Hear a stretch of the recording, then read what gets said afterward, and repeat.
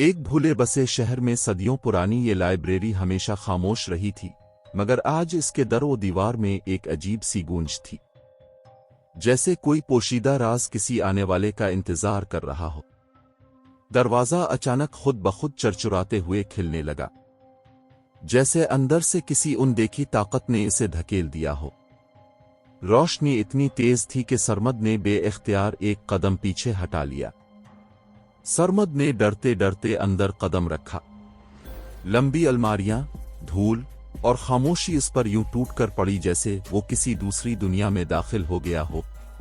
میز کے پیچھے بیٹھا بوڑھا لائبریرین سرمد کو خاموشی سے دیکھ رہا تھا۔ اس کی آنکھوں میں ایسی روشنی تھی جیسے وہ صدیوں سے اسی لمحے کا انتظار کر رہا ہو۔ بوڑھے نے ایک سیاہ جلد والی کتاب آگے کر دی۔ یہ کتاب تقدیر ہے، اس نے دھیمی آواز میں کہا۔ یہی وہ راز ہے جو قسمت کو بدل دیتا ہے۔ کتاب کے اندر ایک سنہرا خانہ خالی تھا، جیسے کوئی اہم ورق غائب ہو۔ اس خالی جگہ سے ہلکی روشنی اٹھ رہی تھی، جیسے وہ خود کچھ کہہ رہی ہو۔ جیسے ہی سرمد نے کتاب کو چھوا، روشنی ایک دھماکے کی طرح پھیلی۔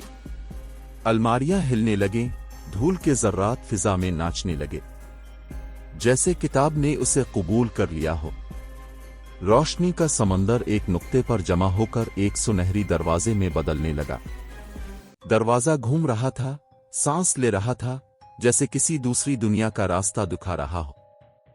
دروازے سے قدم باہر رکھتے ہی سرمد ایک نئی دنیا میں تھا۔ ایسے درخت جو چمکتے تھے، فضا میں تیرتی چمکتی گیندیں اور ہوا میں جادو کی مہک، سب کچھ ناقابل یقین تھا۔ سرمد نے ایک پتھریلی تختی دیکھی جس پر سنہری نشان دھڑک رہے تھے۔ ہلکی دھند اس کے گرد ناچ رہی تھی اور ہر چمکتی لکیر سرمد کو ایک ہی پیغام دیتی محسوس ہو رہی تھی، یہ سفر آسان نہیں، مگر سچ تک پہنچنے کا یہی پہلا قدم ہے۔ اسی لمحے زمین ہلکی سی لرز اور اس میں ایک سنہری دراڑ نمودار ہوئی، جیسے کوئی چھپی ہوئی طاقت صدیوں بعد بیدار ہو رہی ہو۔ سرمد کی آنکھیں حیرت سے روشن ہو گئیں، جیسے وہ کسی ایسی حقیقت کو دیکھ رہا ہو جو عام انسانوں کی نظر سے چھپی رہتی ہے۔ ایک روشن، ٹھنڈی ہوا اس کے ارد گرد ناچنے لگی، جیسے وہ اسے کسی غیر معمولی سفر کی طرف دھکیل رہی ہو۔ روشنی کا ایک زبردست ستون آسمان کو چیرتا ہوا اوپر اٹھا اور فضا میں ایک ایسی سرگوشی چھوڑ گیا جو دل تک اترتی محسوس ہوئی۔ ہوا میں ایک پراسرار نشان الفابیرنی لگا، جیسے صدیوں پرانا کوئی راز دوبارہ زندہ ہو رہا ہو۔ درخت بھی اس روشنی کی طرف جھکنے لگے، جیسے وہ اسے اپنی زبان میں خوش آمدید کہہ رہے ہوں۔ پتھر بھی زمین چھوڑ کر اوپر اٹھنے لگے، جیسے جادو نے فطرت کے سارے اصول بدل دیے ہوں۔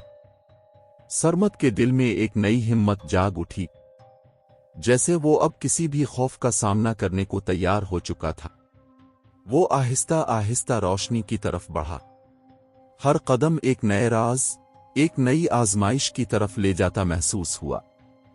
روشنی نے گھوم کر ایک جادوئی دروازے کی شکل اختیار کر لی، جو کسی انجان دنیا کی طرف کھلتا تھا۔ سرمد جب دروازے میں داخل ہوا تو سامنے ایک گھومتا ہوا کائناتی راستہ پھیل گیا، جیسے وقت اور جگہ ایک ساتھ بہہ رہے ہوں۔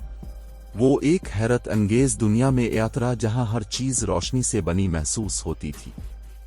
ایک ایسا منظر جو انسان کی سانس روک دے۔ ایک ننھی جادوئی مخلوق اس کے سامنے نمودار ہوئی۔ اس کے پروں سے روشنی ٹپک رہی تھی، جیسے ستاروں کا لمس ہو۔ مخلوق نے سنہری پہاڑ کی طرف اشارہ کیا، جیسے اسے معلوم تھا کہ سرمد کی منزل وہیں ہے۔ وہ سنہری پہاڑ کے قریب پہنچا۔ اس کی دیواروں پر چمکتے ہوئے نشان ایک خاموش داستان سنا رہے تھے۔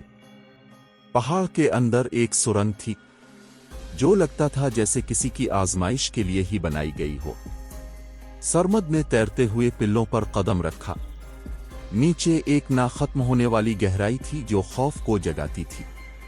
آخر کار وہ سنہری ورق سامنے آ گیا، جس کی تلاش میں صدیاں گزر چکی تھیں۔ جیسے ہی سرمد نے ورق کو چھوا، ایک طاقتور روشنی پھٹ کر پورے غار میں پھیل گئی۔ سرمد غار سے باہر نکلا۔ اس کے ہاتھ میں وہ ورق تھا جو تقدیر بدلنے کی طاقت رکھتا تھا۔ اس کا اصل سفر اب شروع ہوا تھا۔